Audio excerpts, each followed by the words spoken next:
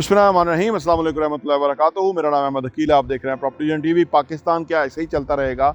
ये जो उखाड़ पछाड़ करते हैं, रजीम चेंज करने वाले लोग हैं, ये जो पाकिस्तान को माशी तौर पे कमज़ोर रखने वाले लोग हैं, ये नादान दोस्त हैं बेसिकली। ये नहीं चाहते होंगे, लेकिन इनके आदतों, हरकतों, सकनात से और इनके फ़ैसलों से ये मुल्क पीछे जाता नज़र आता है। लेकिन मैं आपको खुशखबरी दूँ कि इस मुल्क को पीछे कोई नहीं रख सकता, क्योंकि पूरी कौम जो है इस वक्त जाग गई है और वो इनके करतूत जान गई है। जिन्होंने रजीम चेंज की, जिन्होंने ये जो चोर सियासतदान है, दो ख़ानदान हैं, इनका लोगों को पता लग गया। पाकिस्तान को कुछ नहीं होने वाला, लेकिन पाकिस्तान को अगर आप चाहते हैं, अगर आप वाकई सही मानों में आपकी नीयत है इस मुल्क के साथ है, तो आपको क्या करना होगा, इस पर बात करते हैं।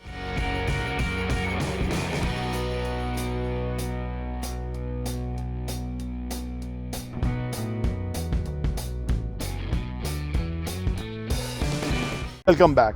देखिए, अगर आपकी नीयत है ना कि पाकिस्तान बेहतर होना चाहिए, पाकिस्तान तरक्की करना चाहिए, पाकिस्तान फ्लोरिश हो, बाकी दुनिया से आगे निकले, हमारी इज़्ज़त वक़ार कायम हो, हरे पासपोर्ट की इज़्ज़त हो, ये सारा कुछ जो है ना, अगर आप चाहते हैं तो ये चाहने से कुछ नहीं होगा, आपको अमली तौर पर इस पर इक़दाम करने होंगे।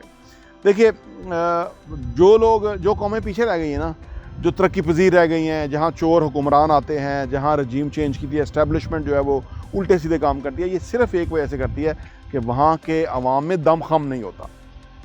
अवाम जो है वो अपने पाँव पे खड़ी नहीं होती, वो अवाम जो है उनको समझती नहीं। अवाम जो है वो अपनी पोजीशन नहीं समझती कि वो मालिक है। दरअसल अवाम, अल्लाह के बाद ये मुल्क अवाम का है, एक कुछ तबके का नहीं है, चोर सियासतदानों का नहीं है, कि या किसी दो चार अदारों का नहीं है, कि अदलिया का और मिलिट्री इस्टेब्लिशमेंट का नहीं है। ये अवाम का मुल्क है। जब आप इस चीज़ को रियलाइज़ करेंगे कि इनको सारी तनख्वाह हमारे पैसे जाती है। गरीब आदमी जो एक मांगने वाला है, वो भी टैक्स देता है, वो भी अगर चाय की डब्बी खरीदता है उसके ऊपर टैक्स देता है, साबुन पे टैक्स देता है, हर चीज़ पे टैक्स देता है। उसकी जेब में से पैसा निकल के इन लोगों की तनख्वाह में जाता है। यानी आलम ये है, ऐसा निज़ाम सेट किया होगा। आप में से शायद ज़्यादा लोगों को पता ना हो कि टैक्स का सिस्टम कैसे राइज हुआ था। टैक्स दरअसल अमीर लोगों पे लगाया जाता था, लेकिन फिर ये अमीर तबके दुनिया भर में इक़्तिदार में आ गए, ये पावरफुल हो गए, इनकी इख्तियार हो गया, तो इन्होंने बड़ी चालाकी से वो टैक्स वापस गरीबों पे घुमा दिया। हालांकि टैक्स का सिस्टम ये था कि अमीर टैक्स देगा, गरीब नहीं टैक्स देगा। लेकिन यहाँ चाय की पत्ती पे, हर चीज़ के ऊपर गरीब ही टैक्स दे रहा है, अमीर भी उतना, पेट्रोल पे भी उतना ही अमीर दे रहा है, उतना ही गरीब टैक्स दे रहा है। ये इन्होंने बड़ी चालाकी से वो टैक्स सारा घुमा के गरीबों पे लगा दिया। आज अगर फ़र्ज़ करें कोई अमीर आदमी है, उसको 100-200 रुपये से कोई फ़र्क नहीं पड़ता, लेकिन गरीब आदमी जिसकी दिहाड़ी 1000 रुपये है, उसको 100-200 से बहुत फ़र्क पड़ता है। और ऐसे लोगों की तादाद बहुत ज़्यादा है मुल्क के अंदर। तो ऐसे लोगों की तादाद बहुत ज़्यादा है मुल्क के अंदर, और वो बहुत अफेक्ट होते हैं। जब तक कि वो लोग रियलाइज़ ना करें, और वो मुहिब वतन पाकिस्तानी, चाहे वो ओवरसीज़ हैं, चाहे वो लोकल हैं, चाहे वो कहीं भी कुछ भी कर रहे हैं, मज़दूर हैं, ऑफिसर हैं, बिजनेसमैन हैं, कुछ भी हैं, वो उनको चाहिए कि वो इस चीज़ को एहसास करके अपनी कंट्रीब्यूशन दें इस मुल्क के अंदर। उनकी कंट्रीब्यूशन रिक्वायर्ड है मुल्क के अंदर। जब तक कि वो आगे नहीं आएंगे, वो अपना इनपुट नहीं देंगे, वो अपना अमल जो है ना वो इस मुल्क के लिए नहीं करेंगे, तब तक ये मुल्क सही नहीं होगा। ऐसे कहने से सही नहीं होगा। देखिए, आपको कम से कम प्रोटेस्ट तो करना चाहिए, आपको बाहर निकलना चाहिए, आपको अपनी जो बात है, जो जिसके फेवर में आप, उसके फेवर में आपको आना चाहिए।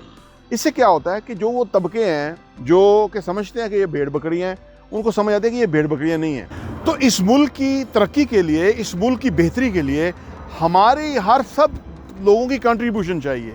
हमारा जो कोशिशें हैं वो होनी चाहिए इस बेहतरी के लिए। देखिए, जब हम कोशिश नहीं ना करते, जब हमें कोई फ़र्क नहीं पड़ता, कुछ भी होता रहे मुल्क के अंदर ना, तो इसलिए उन ताकतों को बड़ी तक़वियत मिलती है कि जिनके अज़ाइम ठीक नहीं होते, जो बेसिकली अवाम के बारे में नहीं सोच रहे होते, जो वो ओन ही नहीं करते अवाम को।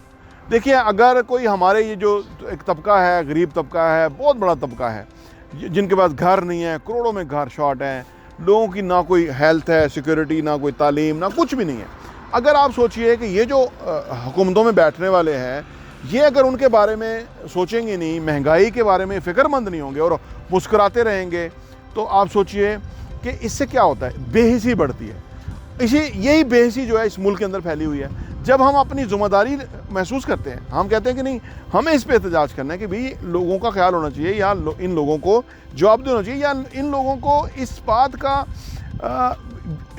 इनको जो एक गुमान है ना कि ये कानून से ऊपर है, इनको एहसास होना चाहिए कि कानून के अंदर सारे लोग इक्वल हैं, या कानून जो है ना वो इस मुल्क के अंदर ये जो लोगों को एक तासर चला गया कि कानून की कोई भी कान मरोड़ के उसको जो है ना, जो पावरफुल हल्के हैं वो अपने मुताबिक चला सकते हैं, ये ख़त्म होना चाहिए। जब ये लोग मोबिलाइज होंगे, ये लोग रियलाइज़ करेंगे, तो ये एक मैसेज आएगा जिसकी वजह से मुल्क तरक्की करेगा।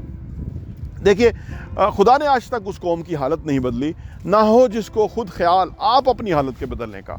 बिल्कुल ये हमारे ऊपर सही बैठता है, पाकिस्तानियों के ऊपर, कि जब हम नहीं एहसास करेंगे तो आप सोचिए कौन एहसास करेगा।